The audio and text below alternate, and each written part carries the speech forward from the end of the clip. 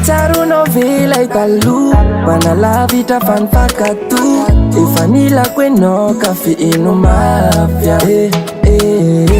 Ifanaraka tany am volo Mba hoe iaraka tsy fankafo Efa nilanao za kafe eniko mafy enao Enao fa mararerare Lalavitranao za Eko fa mararerare Lalavitranay ianao Enao fa mararerare Lalavitranao za Eko fa mararerare Lalavitranay ianao O malalako Avitanako Tenitananao aminay O malalako Avitanako Tenitananao aminay Le tsikitsikinao Fona nirairaiky Averiko eto fa ilagnaiky Hanome azavana fanagna ho anay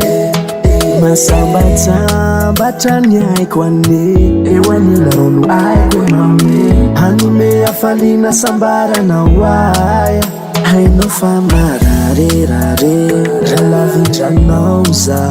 Haiko fa mararerare Ralavitranao ianao Hainao fa mararerare Ralavitranao za Haiko fa mararerare Lalavitranay ianao O malalako Avitanako Tenitananao aminay O malalako Avitanako Tenitananao aminay Enao fa mararerare Lalavitranao za Eko fa mararerare Lalavitranay ianao Hainao fa mararerare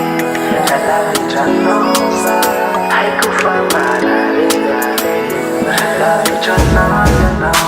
O malalako Avitanako Tenitananao aminay O malalako Avitanako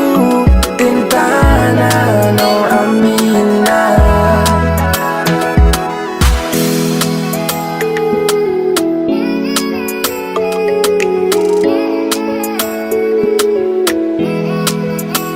O malalako Avitanako